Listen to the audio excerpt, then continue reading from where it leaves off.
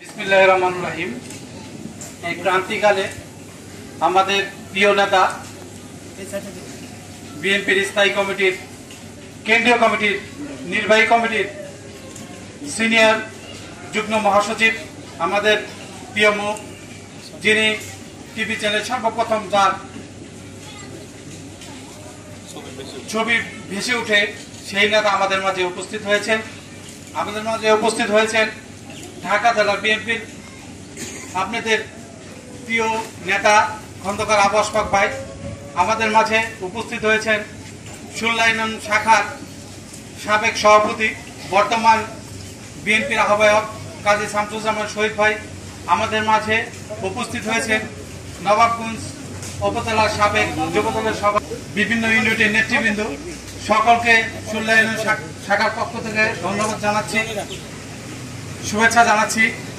এই ক্রান্তিকার মুহূর্তে আমাদের নেতারা যে আপনাদের মাঝে এসেছেন এর জন্য সুল্লাইনবাসী এবং ধন্যবাদ জানাচ্ছি।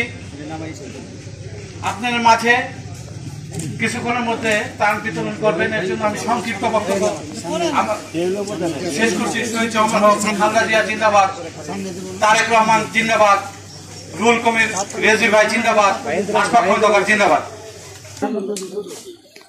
বিসমিল্লাহির রহমানির রহিম।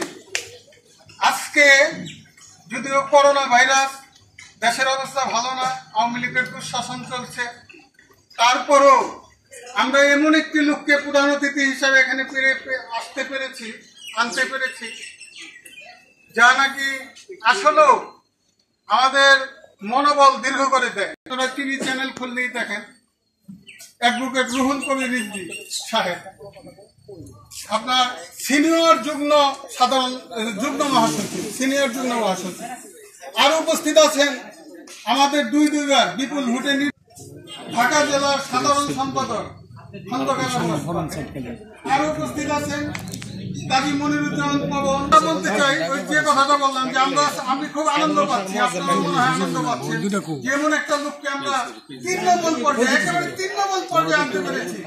কত পরিশ্রমী হলে, কত ভালো হলে, কত দলের জন্য নিবেদিত প্রাণ হলে আজকে তৃণমূল পর্যায়ে এসে তিনি আমাদের সঙ্গে সময় দিয়েছেন।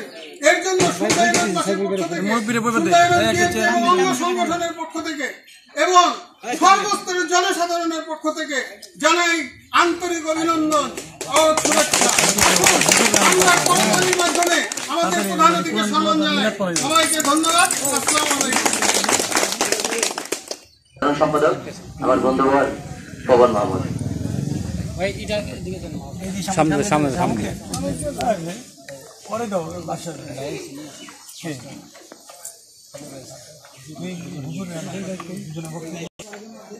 বিসমিল্লাহির রহমানির রহিম।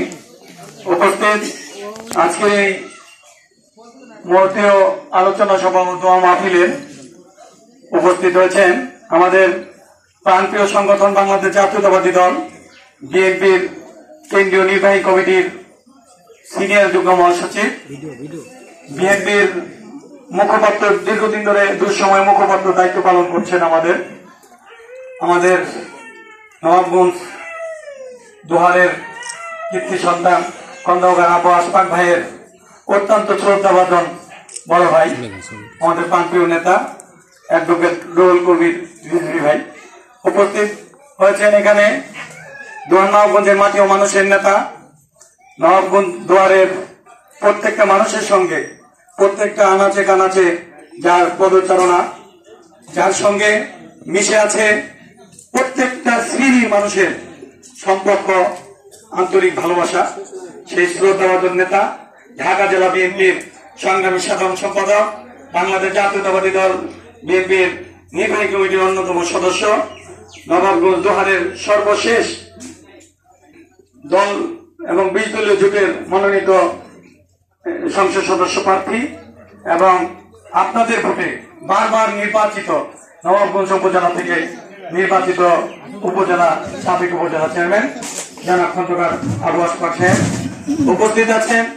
আজকের এই অনুষ্ঠানে আপনাদের অত্যন্ত পরিচিত মুখ, এই অঞ্চলের কীর্তি সন্তান, দীর্ঘদিন ধরে উনি আপনাদের সঙ্গে সুখ দুঃখ নিয়ে পাশে আছেন, সুল্লাইন বিএনপির সাবেক সভাপতি এবং বর্তমান আহ্বায়ক ঢাকা জেলা বিএনপির সুযোগ্য যুগ্ম সাধারণ সম্পাদক কাজী শামসুজ্জামান শরীফ।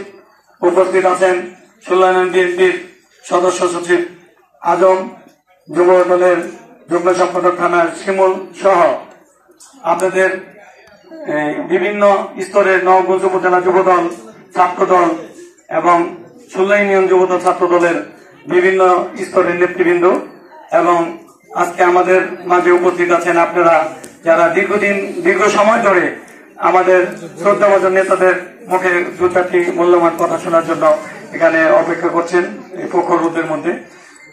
তো আজকের এই অনুষ্ঠানে আমরা মূলত দেশের এই পরিস্থিতিতে আমাদের ব্যক্তিগত আমাদের শ্রদ্ধাভাজন নেতা জননেতা খন্দকার আব্বাস পাকের নিজস্ব উদ্যোগ এবং অর্থায়নে উনি আপনাদের মাঝে দুয়ার নবাবগঞ্জের প্রত্যন্ত অঞ্চলে যারা বন্যায় বানভাসী এবং যারা এই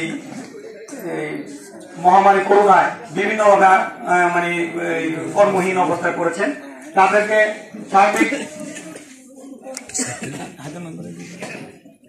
সার্বিক সবসময় খোঁজ খবর নিচ্ছেন এবং এই সার্বিকভাবে উনি ব্যক্তিগতভাবে সহযোগিতা করছেন এবং এই সহযোগিতার পর্যায়ে ধারাবাহিকই রক্ষা করতে আজকে আপনাদের এখানে উপস্থিত হয়েছেন। যাই হোক, আমরা এখানে আমাদের নিজস্বভাবে উদ্যোগ নিয়ে এখানে সহযোগিতা করছি, কিন্তু সরকার, বিদেশি সংস্থা এবং বিভিন্ন মাধ্যমে বিভিন্নভাবে এই সহযোগিতার কথা বলে আমরা মিডিয়ার মাধ্যমে শুধু বিভিন্নভাবে দেখতে পারি বিভিন্ন ব্যক্তিগত লোকজনের বাড়িতে এবং তাদের জিনিস আত্মসাৎ করে বিভিন্নভাবে আপনাদের বঞ্চিত করছে। যাই হোক, আমি বিস্তারিত কথা ছিল না, আমার নেতৃবৃন্দ আপনাদের সামনে মুখ গুরুত্বপূর্ণ কথা বলবে। আমি আপনাদের প্রতি অনুরোধ করবো আমাদের নেতৃবৃন্দের জন্য খাস দিলে নিয়ত মানে দোয়া করবেন এবং আমাদের প্রাণপ্রিয় নেত্রী, বাংলাদেশের আপামর জনগণের প্রাণের নেত্রী, দেশনেত্রী বেগম খালেদা জিয়া, উনি এই সরকারের কুশানলে পরে উনি দীর্ঘদিন ধরে কারাভোগ করছেন। এখন উনি কারামুক্ত নয়, করোনাকালীন সময়ের জন্য উনি সাময়িক মুক্তিতে বাড়িতে বাসায় অবস্থান করছেন। তার জন্য খাস নিয়ত দোয়া করবেন, আল্লাহ যেন ওনাকে দীর্ঘ হায়াত দেন, সুস্বাস্থ্য কামনা, ওনার যেন সুস্বাস্থ্য থাকে এবং দীর্ঘ হায়াত দেন আল্লাহ, এই দোয়া করবেন। সবাইকে আজকের অনুষ্ঠানে বিশেষ করে নেতৃবৃন্দ এই কষ্ট করে এখানে অংশগ্রহণ করেছে, আমার নিজ ইউনিয়ন, এখানে সবাই সবার পক্ষ থেকে আপনাদেরকে অভিনন্দন এবং ধন্যবাদ জানিয়ে আমি আমার সংক্ষিপ্ত বক্তব্য শেষ করি। খোদা হাফেজ, বাংলাদেশ জিন্দাবাদ। এর পর্যায়ে আপনাদের সামনে বক্তব্য রাখবেন আমাদের প্রান্তীয় নেতা, নবাবগঞ্জের মাটি ও মানুষের নেতা, আপনাদের অত্যন্ত কাছের মানুষ, সুখ দুঃখের সাথী, নবাবগঞ্জ উপজেলা থেকে বারবার নির্বাচিত উপজেলা চেয়ারম্যান এবং ঢাকা জেলা বিএনপির সুযোগ্য সাধারণ সম্পাদক, বিএনপির কেন্দ্রীয় অন্যতম সদস্য খন্দকার আব্বাস পাক ভাইকে বক্তব্য রাখার জন্য অনুরোধ।